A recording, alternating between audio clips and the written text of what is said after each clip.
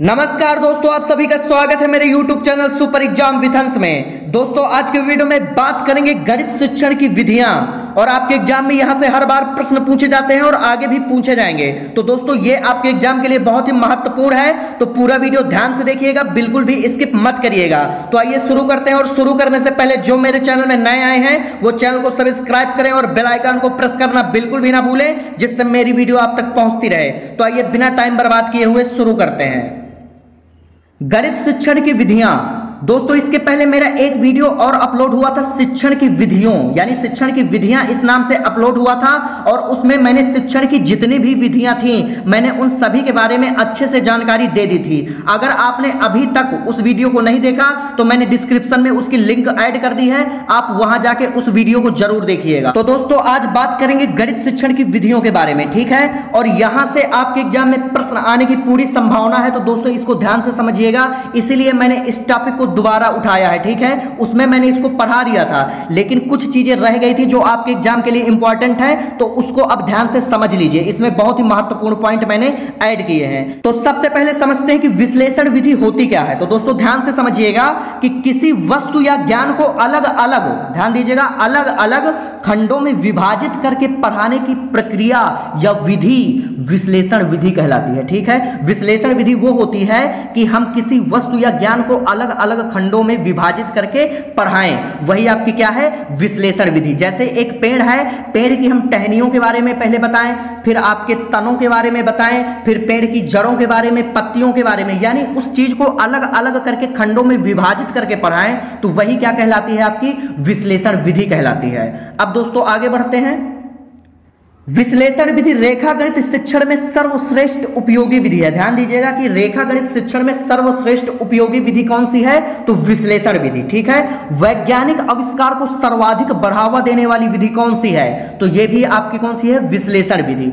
अब आगे ये महत्वपूर्ण पॉइंट है, इसको ध्यान से समझिए कि इस विधि से बालकों में तर्क, स्मरण, चिंतन आदि का विकास होता है। किस विधि के द्वारा, विश्लेषण विधि के द्वारा बच्चों में तर्क, स्मरण, चिंतन आदि चीजों का विकास होता है।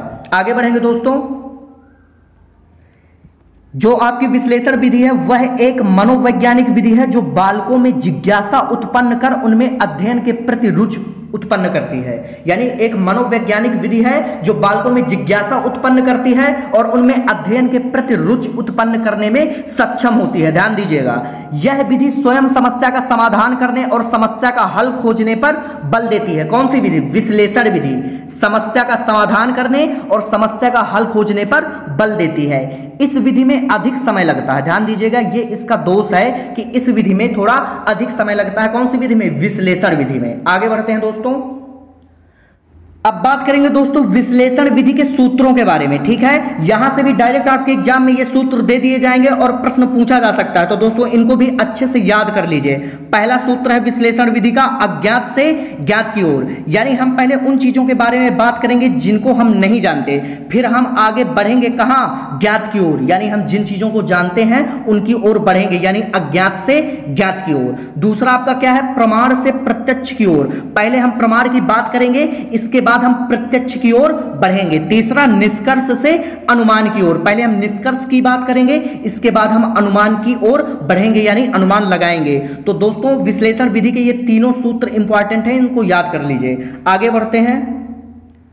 संश्लेषण विधि। अब दोस्तों देखेंगे कि ये संश्लेषण विधि होती क्या है, क्योंकि ये भी आपके गणित शिक्षण की महत्वपूर्ण विधि है, तो इसको भी ध्यान से समझिए। तो अलग अलग खंडों में विभाजित वस्तु या ज्ञान को जोड़कर, यानी एक साथ जोड़कर पढ़ाने की जो प्रक्रिया या विधि होती है उसी को हम क्या कहते हैं, संश्लेषण विधि कहते हैं, ठीक है। यानी एक साथ ज्ञान को जोड़ करके जो अलग अलग खंडों में विभाजित है उस ज्ञान को एक साथ जोड़कर पढ़ाएंगे तो वो विधि कौन सी कहलाएगी, संश्लेषण विधि कहलाएगी। ध्यान दीजिएगा, इस विधि से बच्चों की स्मृति, सिर्फ स्मृति का ही विकास होता है, अन्य किसी चीज का विकास नहीं होता। इस विधि में कम समय लगता है, ये इसका गुण है कि इस विधि में कम समय लगता है। आगे बढ़ते हैं। संश्लेषण विधि द्वारा जो अर्जित ज्ञान होता है दोस्तों वो स्थायी नहीं होता, अस्थायी होता है। ध्यान दीजिएगा, यहाँ पे मिसप्रिंट हो गया है, अस्थायी होता है। संश्लेषण विधि द्वारा अर्जित जो ज्ञान होता है वो अस्थायी होता है, रटने की प्रवृत्ति पर जोर देती है। यहाँ पे भी ध्यान दीजिएगा, रटने की प्रवृत्ति पर जोर देती है कौन सी विधि? संश्लेषण विधि।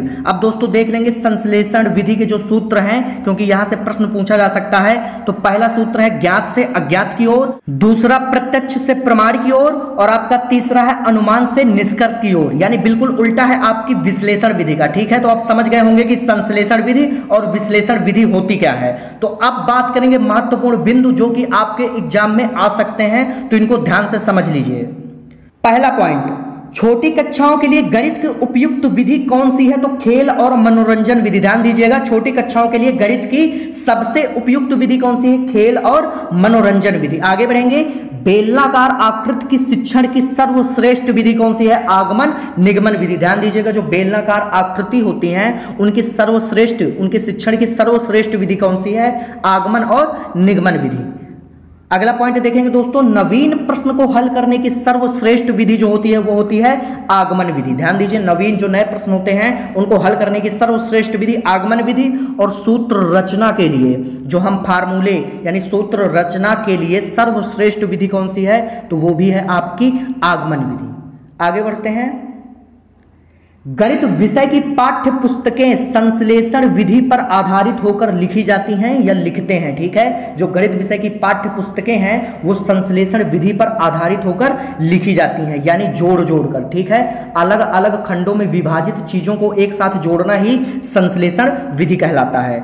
प्राथमिक स्तर पर अंक गणित शिक्षण की सर्वश्रेष्ठ विधि खेल विधि। ध्यान दीजिएगा, प्राथमिक स्तर पर अंक गणित शिक्षण की सर्वश्रेष्ठ विधि कौन सी है? खेल विधि। अगला पॉइंट देखेंगे, बीज गणित की सर्वाधिक उपयुक्त विधि कौन सी होगी? समीकरण विधि। ये आपको पता ही होगी कि समीकरण, बीज गणित में सबसे ज्यादा समीकरणों का यूज होता है। ठीक है, तो बीज गणित की सर्वाधिक उपयुक्त विधि कौन सी है? समीकरण विधि। अगला पॉइंट, प्रोजेक्ट विधि सर्वाधिक खर्चीली विधि है, यानी सबसे ज्यादा रुपया किसमें खर्च होता है? प्रोजेक्ट विधि में। आगे देखेंगे विश्लेषण विधि।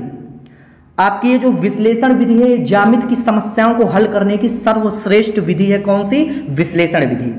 अगला पॉइंट है दोस्तों, मानसिक सामाजिक एवं शारीरिक विकास के लिए सर्वश्रेष्ठ विधि कौन सी है? खेल विधि। मानसिक सामाजिक एवं शारीरिक विकास के लिए सर्वश्रेष्ठ विधि खेल विधि। और स्वयं खोज पर अपने यानी स्वयं खोज कर अपने आप सीखने की विधि कौन सी है? अनुसंधान विधि। यानी स्वयं खोज कर सीखने पर कौन सी विधि बल देती है? तो अनुसंधान विधि। तो दोस्तों अगर आपको वीडियो पसंद आया हो तो लाइक करें, कमेंट करें और चैनल को सब्सक्राइब जरूर करें और बेल आइकन को प्रेस करना बिल्कुल भी ना भूलें, जिससे मेरी वीडियो आप तक पहुंचती रहे। धन्यवाद।